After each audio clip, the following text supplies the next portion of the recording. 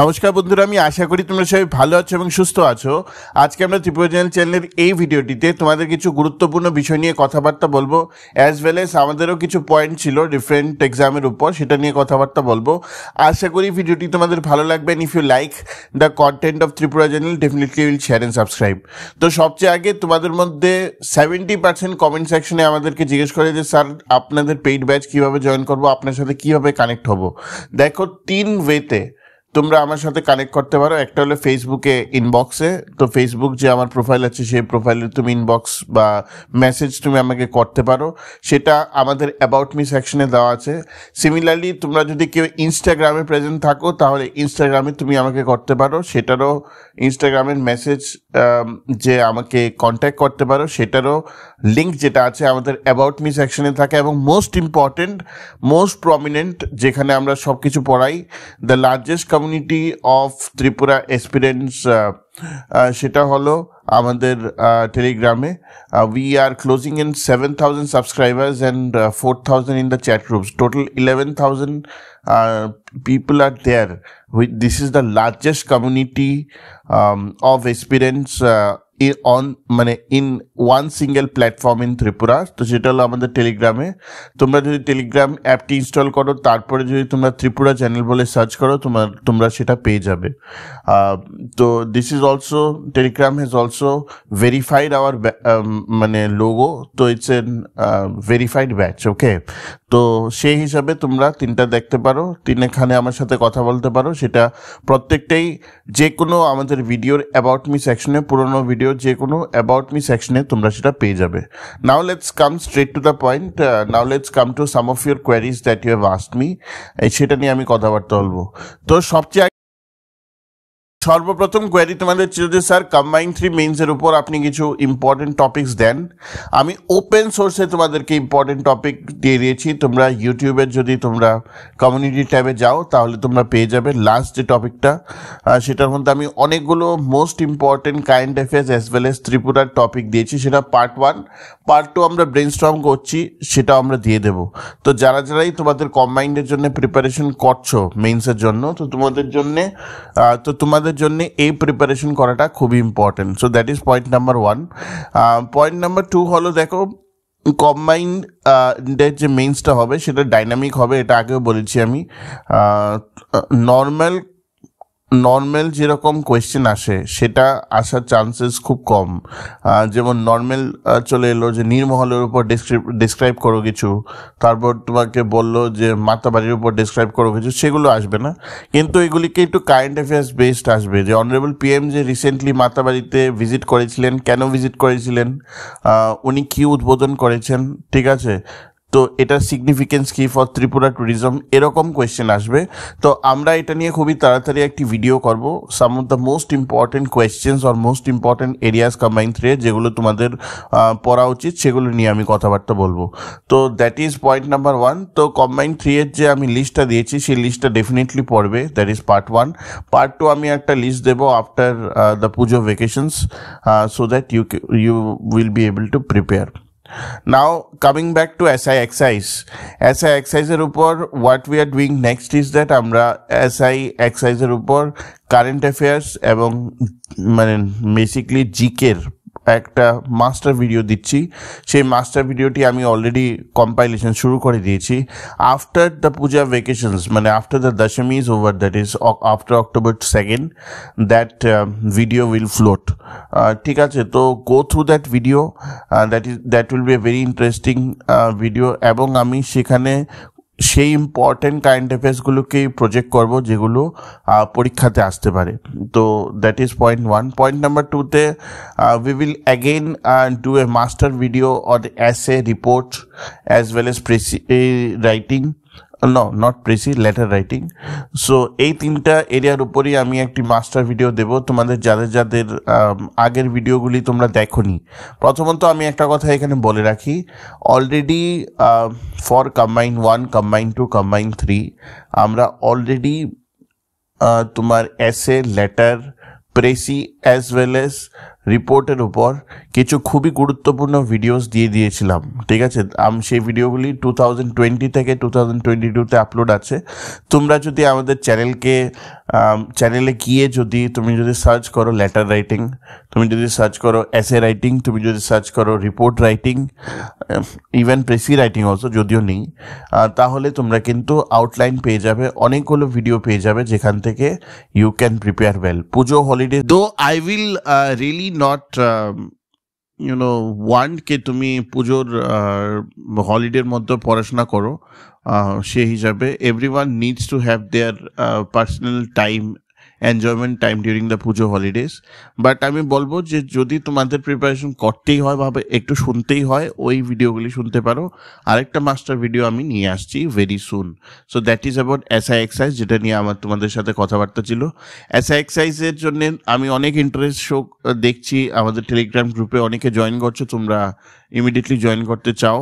So I have kept the enrollment open for the next few days up till the Dashera.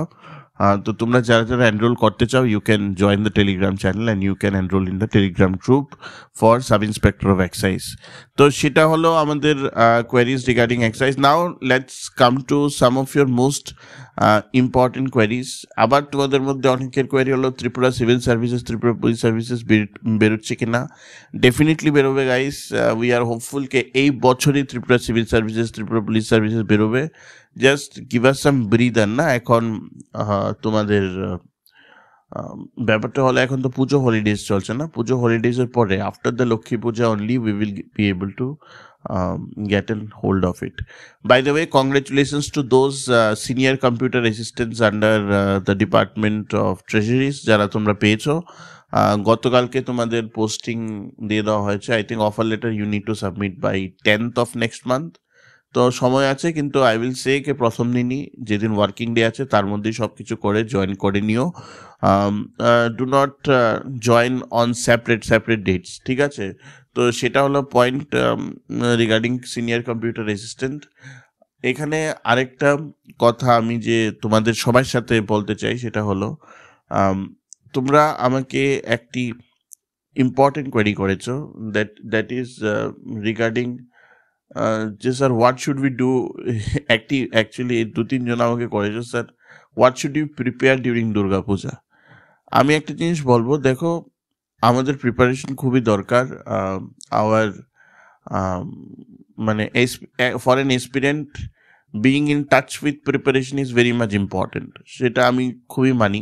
কিন্তু at the same time আমি এই জিনিসটাও মানি যে তুমি যদি এতই মেকানিক্যাল হয়ে যাও তোমার প্রিপারেশনে, যে তুমি সাধারণ লাইফের যে আছে না, আমাদের জীবনের যে সাধারণ খুশিগুলো, যেরকম পুজো আসছে, পুজোর মধ্যে আমরা এজ এ বাঙালি বলো, ট্রাইবেল বলো, সবাই বলো, পুজোর মধ্যে we like to enjoy a little bit with our families and friends.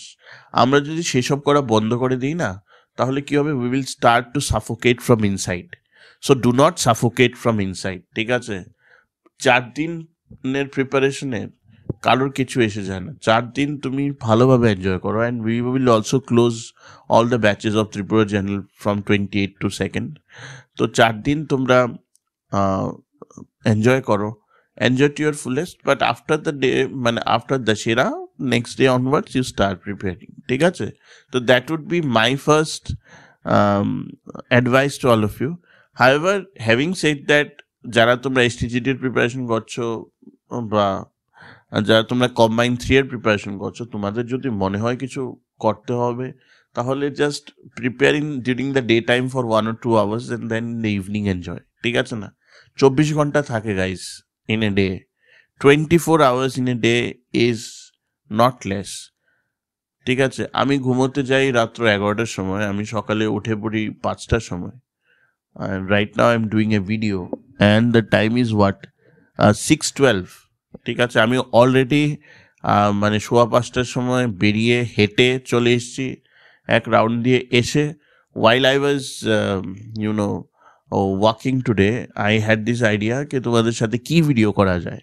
তো সেই জিনিসটা নিয়ে আমি আজকে তোমাদের সামনে চলে এসেছি, যে these are the points that I thought I should share with you.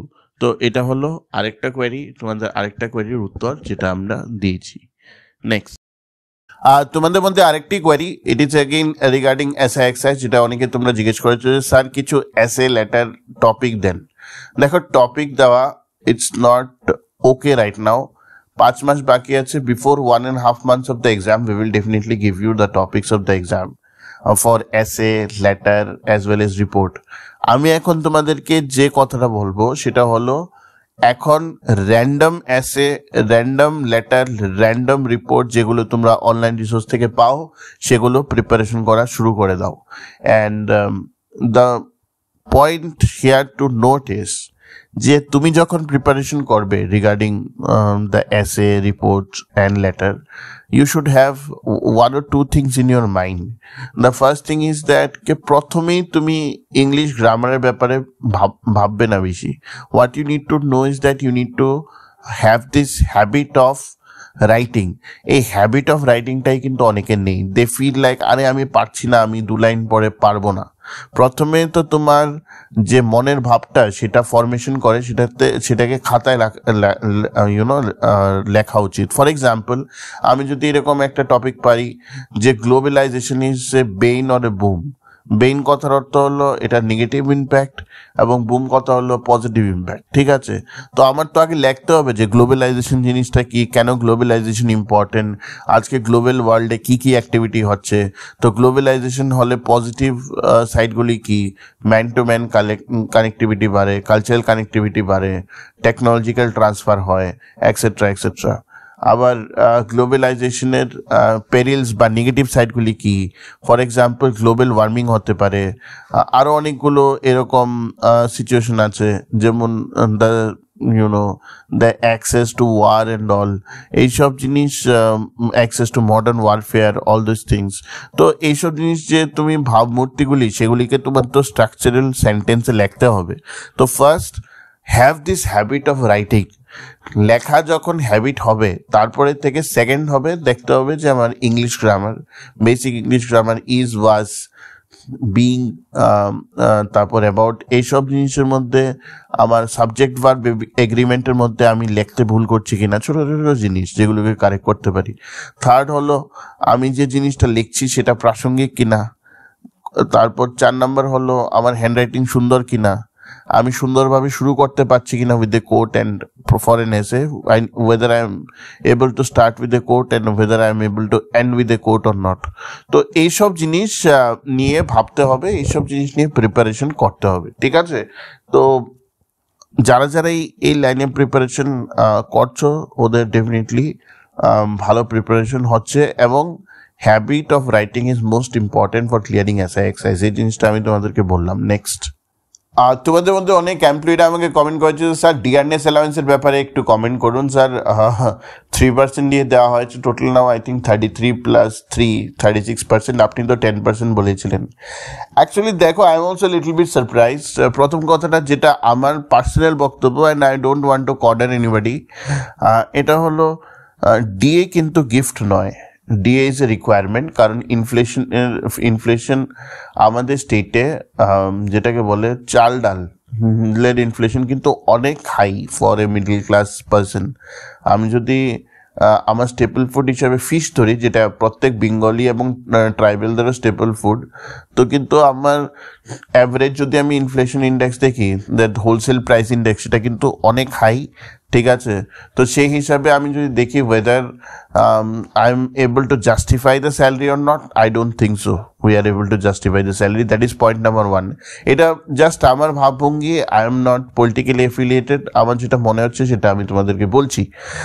Point number 2 হলো যে কি কয়, 16th ফিনান্স কমিশনের একদম দরগোড়ায় 31 অক্টোবর অবধি 16th ফিনান্স কমিশন পরে ফরমেশনের পরে 16th ফিনান্স কমিশনের এরপরে অ্যালোকেশন হয়ে যাবে। তো আন্ডার দিস সার্কামস্ট্যান্সেসে যেখানে অ্যালোকেশন হয়ে যাবে, I think we have missed A trick out here.